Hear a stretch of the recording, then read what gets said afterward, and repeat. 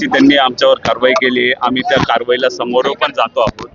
पण आम्ही ह्या कारवाईला इथेच न थांबता पुढच्या काही दिवसात परत जर त्याच्यावर कठोरात कठोर त्याला फाशीची शिक्षा जोपर्यंत होत नाही तोपर्यंत हे आंदोलन थांबणार नाही. यात कुठल्याही मी आपल्या माध्यमां थ्रू सर्वांना विनंती करतो की यालाही कुठल्या पक्षा थ्रू किंवा कुठल्या राजकीय हेतू थ्रू किंवा कुठल्या राजकारणा थ्रू या गोष्टीला बघू नका. मी आज ह्या आंदोलनात सहभागी झालो कारण की मला स्वतःला 4 वर्षाची मुलगी आहे. ती पण माझ्या मुलीच्या वयाचीच होती. तिच्यावर जे झालंय ते विचार करून पण माझ्या सारख्याच्या पण भावना किंवा आम्हाला भीती वाटते.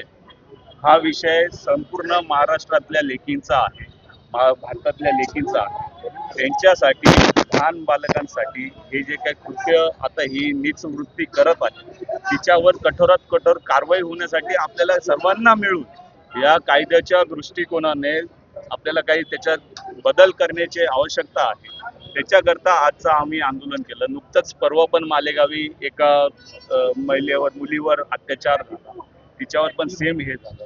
त्याच्यामुळं आम्ही सर्वांचा रोष, मी एक मुलीचा ना मंत्र्याचा मुलगा म्हणून ना कुठला राजकीय पक्ष म्हणून, मी एक मुलीचा बाप म्हणून या आंदोलनात सहभागी. पोलिसांनी काही आपल्याला या ठिकाणी आश्वासन दिलंय काय? पोलिसांनी आम्हाला लेखी स्वरूपात आश्वासन दिलं आहे की 4 दिवसाच्या आत त्याची पोलीस कस्टडी संपवून ते पुढे लवकर त्याला हे करतील आणि फास्ट ट्रॅकवर चालवून आपण हे करतो. आपण म्हटलं की मंत्र्याचा मुलगा म्हणून आंदोलनात नाही सहभागी झालो, परंतु आता ह्या मंत्री महोदयांकडे, या सरकारकडे तुमची काय मागणी? त्याबद्दल सरकारी पक्षामध्ये आहात तुम्ही. मंत्री महोदयांकडे, मुख्यमंत्री साहेबांकडे जेव्हा तिच्या कुटुंबाला घेऊन सर्व कॅबिनेटच्या दिवशी सर्वांची भेट झाली, त्याच दिवशी मुख्यमंत्री साहेबांनी, उपमुख्यमंत्री साहेबांनी तेव्हाच त्यांना आश्वासित केलं की त्याला लवकरात लवकर आम्ही फास्ट ट्रॅकवर चालवू. पण जोपर्यंत पोलीस कस्टडी संपत नाहीये तोपर्यंत त्यांना शासकीय वकील त्यांना भेटत नाहीये आणि शासकीय वकील जोपर्यंत भेटत नाही तर तोपर्यंत त्यांना पुढची प्रक्रियेला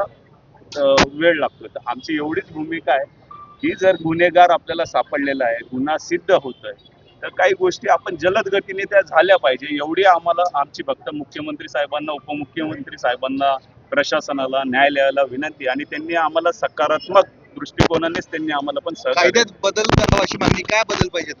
कायद्यात हाच बदल झाला पाहिजे की ह्या ज्या आपल्या छोट्या बालिका आहेत, मुली आहेत, छोटे मुलं आहेत, त्यांच्यावर पोस्को अंतर्गत त्याला आपण पोस्को म्हणतो, ज्याच्यात ह्या बालकांवर जो काही अत्याचार होतो त्याच्यात कायद्याच्या दृष्टिकोनाने कठोरात कठोर कारवाई झाली पाहिजे. आणि जे काही पूर्ण आपली न्याय व्यवस्था आहे जिला एक कालावधी लागतो, महिने वर्षानुवर्ष लागतात, तर त्या कॅटेगरीत न बसवता त्या कुठेतरी ह्या सर्व केसेस फास्ट ट्रॅक कोर्टात चालवून त्याच्यावर लवकरात लवकर कारवाई झाली पाहिजे एवढंच आमची. पोलिसांनी तुम्हाला ताब्यात घेतल्यानंतर समर्थकांकडून पोलीस दादागिरी करतायत, दडपशाही करतायत अशा घोषणा दिल्या जातात. बघा, असं बिलकुल नाही आहे. ते त्यांचं कर्तव्य निभावत आहेत, आम्ही आमचं कर्तव्य निभावतो आहोत.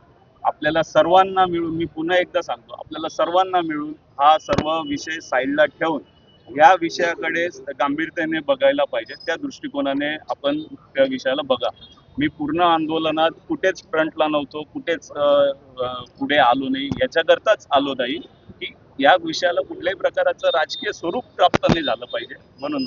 लेखी आश्वासन दिलं, त्यातनी तुमचं समाधान झालं नाही का? पहिली मागणी होती लेखी आश्वासन द्यावं की तो आता मालेगाव जिल्हा, नाशिक जिल्हा सोडून तो दुसरीकडे स्थलांतरित झालाय. पण आमचं हेच म्हणणं आहे, जर आरोप सिद्ध होत आहेत, सर्व गोष्टी सिद्ध होत आहेत, तर मग या लोकांना बाहेर येण्याचा, परत दुसरा काही गुन्हा करण्यासाठी आपण यांना बाहेर सोडतो का? तर आमची पूर्ण म्हणजे हा विषय ठीक आहे, आज आपण छोट्या प्रमाणात घेतला असेल, हा विषय संपूर्ण भारतात, महाराष्ट्रातच नाही तर पूर्ण भारतात हा विषय झाला पाहिजे की ह्या विषयांकडे आपण थोड्याशा वेगळ्या पद्धतीने बघण्याची गरज आहे. सरकारी वकील म्हणून उज्ज्वल निकम किंवा तत्सम वकिलांची नेमणूक करावी अशी पण आपली मागणी आहे. मला वाटतं मी सांगण्यापेक्षा नागरिकांना ज्यांच्याकडनं अपेक्षा पूर्ण होतील असे चांगले वकील आम्हाला सरकारी, उज्ज्वल निकम साहेबांचं तर नाव आहेच, पण त्यांनी तेवढा वेळ देऊन जर ते कधी हा विषय लवकरात लवकर मार्गी लावत असतील तर आम्ही नक्कीच त्यांचा स्वीकार करू. आम्हाला आनंदच आहे त्या गोष्टीचा, जेणेकरून ह्या विषयाचा लवकर न्याय निवडा होईल. थँक्यू.